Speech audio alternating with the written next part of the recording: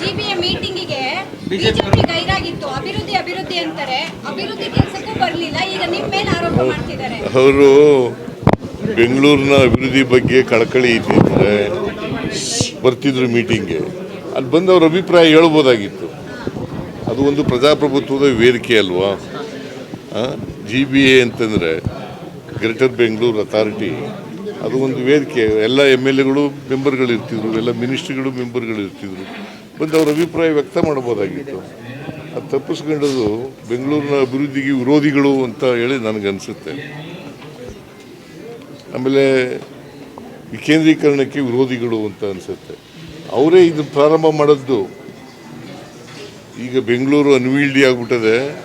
ಅದಕ್ಕೆ ಜನರಿಗೆ ಒಳ್ಳೆ ಆಡಳಿತ ಕೊಡಬೇಕಾದ್ರೆ, ಅವರಿಗೆ ಸೌಲಭ್ಯ ಕೊಡಬೇಕಾದ್ರೆ, ಮತ್ತು ಸರಿಯಾದ ರೀತಿಯಲ್ಲಿ ಆಡಳಿತ ನಡೀತಾ ಇದೆಯೋ ಇಲ್ಲೋ ಅಂತ ನೋಡ್ಕೋಬೇಕಾದ್ರೆ ಅದನ್ನು ವಿಭಾಗ ಮಾಡಲೇಬೇಕು ಅಂತೇಳಿ ಹೇಳಿದವರು ಅವರೇ.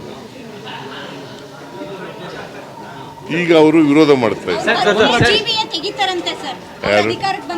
ಅವ್ರ ಅಧಿಕಾರಕ್ಕೆ ಬರಲ್ವಲ್ಲಮ್ಮ.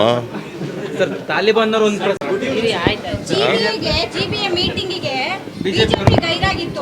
ಅಭಿವೃದ್ಧಿ ಅಂತಾರೆ, ಅಭಿವೃದ್ಧಿ ಕೆಲಸಕ್ಕೂ ಬರಲಿಲ್ಲ. ಈಗ ನಿಮ್ಮ ಮೇಲೆ ಆರೋಪ ಮಾಡ್ತಿದ್ದಾರೆ. ಅವರು ಬೆಂಗಳೂರಿನ ಅಭಿವೃದ್ಧಿ ಬಗ್ಗೆ ಕಳಕಳಿ ಇದ್ದಿದ್ರೆ ಬರ್ತಿದ್ರು ಮೀಟಿಂಗ್ಗೆ. ಅಲ್ಲಿ ಬಂದು ಅವ್ರ ಅಭಿಪ್ರಾಯ ಹೇಳ್ಬೋದಾಗಿತ್ತು. ಅದು ಒಂದು ಪ್ರಜಾಪ್ರಭುತ್ವದ ವೇದಿಕೆ ಅಲ್ವಾ. GBA ಅಂತಂದರೆ ಗ್ರೇಟರ್ ಬೆಂಗಳೂರು ಅಥಾರಿಟಿ, ಅದು ಒಂದು ವೇದಿಕೆ. ಎಲ್ಲ MLAಗಳು ಮೆಂಬರ್ಗಳು ಇರ್ತಿದ್ರು, ಎಲ್ಲ ಮಿನಿಸ್ಟ್ರಿಗಳು ಮೆಂಬರ್ಗಳು ಇರ್ತಿದ್ರು. ಬಂದು ಅವ್ರ ಅಭಿಪ್ರಾಯ ವ್ಯಕ್ತ ಮಾಡ್ಬೋದಾಗಿತ್ತು. ಅದು ತಪ್ಪಿಸ್ಕೊಂಡದು ಬೆಂಗಳೂರಿನ ಅಭಿವೃದ್ಧಿಗೆ ವಿರೋಧಿಗಳು ಅಂತ ಹೇಳಿ ನನಗನ್ಸುತ್ತೆ. ಆಮೇಲೆ ವಿಕೇಂದ್ರೀಕರಣಕ್ಕೆ ವಿರೋಧಿಗಳು ಅಂತ ಅನಿಸುತ್ತೆ. ಅವರೇ ಇದು ಪ್ರಾರಂಭ ಮಾಡಿದ್ದು. ಈಗ ಬೆಂಗಳೂರು ಅನ್ವೀಲ್ಡಿ ಆಗಿಬಿಟ್ಟದೆ. ಅದಕ್ಕೆ ಜನರಿಗೆ ಒಳ್ಳೆ ಆಡಳಿತ ಕೊಡಬೇಕಾದ್ರೆ, ಅವರಿಗೆ ಸೌಲಭ್ಯ ಕೊಡಬೇಕಾದ್ರೆ, ಮತ್ತು ಸರಿಯಾದ ರೀತಿಯಲ್ಲಿ ಆಡಳಿತ ನಡೀತಾ ಇದೆಯೋ ಇಲ್ಲೋ ಅಂತ ನೋಡ್ಕೋಬೇಕಾದ್ರೆ ಅದನ್ನು ವಿಭಾಗ ಮಾಡಲೇಬೇಕು ಅಂತೇಳಿ ಹೇಳಿದವರು ಅವರೇ. ಈಗ ಅವರು ವಿರೋಧ ಮಾಡ್ತಾ ಇದ್ದಾರೆ. ಅವ್ರ ಅಧಿಕಾರಕ್ಕೆ ಬರಲ್ವಲ್ಲಮ್ಮ.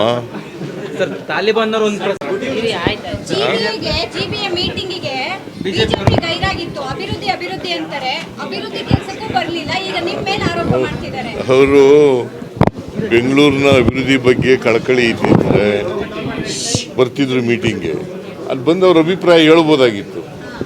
ಅದು ಒಂದು ಪ್ರಜಾಪ್ರಭುತ್ವದ ವೇದಿಕೆ ಅಲ್ವಾ. GBA ಅಂತಂದರೆ ಗ್ರೇಟರ್ ಬೆಂಗಳೂರು ಅಥಾರಿಟಿ, ಅದು ಒಂದು ವೇದಿಕೆ. ಎಲ್ಲ MLAಗಳು ಮೆಂಬರ್ಗಳು ಇರ್ತಿದ್ರು, ಎಲ್ಲ ಮಿನಿಸ್ಟ್ರಿಗಳು ಮೆಂಬರ್ಗಳು ಇರ್ತಿದ್ರು. ಬಂದು ಅವ್ರ ಅಭಿಪ್ರಾಯ ವ್ಯಕ್ತ ಮಾಡ್ಬೋದಾಗಿತ್ತು. ಅದು ತಪ್ಪಿಸ್ಕೊಂಡದು ಬೆಂಗಳೂರಿನ ಅಭಿವೃದ್ಧಿಗೆ ವಿರೋಧಿಗಳು ಅಂತ ಹೇಳಿ ನನಗನ್ಸುತ್ತೆ. ಆಮೇಲೆ ವಿಕೇಂದ್ರೀಕರಣಕ್ಕೆ ವಿರೋಧಿಗಳು ಅಂತ ಅನಿಸುತ್ತೆ. ಅವರೇ ಇದು ಪ್ರಾರಂಭ ಮಾಡಿದ್ದು. ಈಗ ಬೆಂಗಳೂರು ಅನ್ವೀಲ್ಡಿ ಆಗಿಬಿಟ್ಟದೆ. ಅದಕ್ಕೆ ಜನರಿಗೆ ಒಳ್ಳೆ ಆಡಳಿತ ಕೊಡಬೇಕಾದ್ರೆ, ಅವರಿಗೆ ಸೌಲಭ್ಯ ಕೊಡಬೇಕಾದ್ರೆ, ಮತ್ತು ಸರಿಯಾದ ರೀತಿಯಲ್ಲಿ ಆಡಳಿತ ನಡೀತಾ ಇದೆಯೋ ಇಲ್ಲೋ ಅಂತ ನೋಡ್ಕೋಬೇಕಾದ್ರೆ ಅದನ್ನು ವಿಭಾಗ ಮಾಡಲೇಬೇಕು ಅಂತೇಳಿ ಹೇಳಿದವರು ಅವರೇ. ಈಗ ಅವರು ವಿರೋಧ ಮಾಡ್ತಾ ಇದ್ದಾರೆ. ಅವ್ರ ಅಧಿಕಾರಕ್ಕೆ ಬರಲ್ವಲ್ಲಮ್ಮ.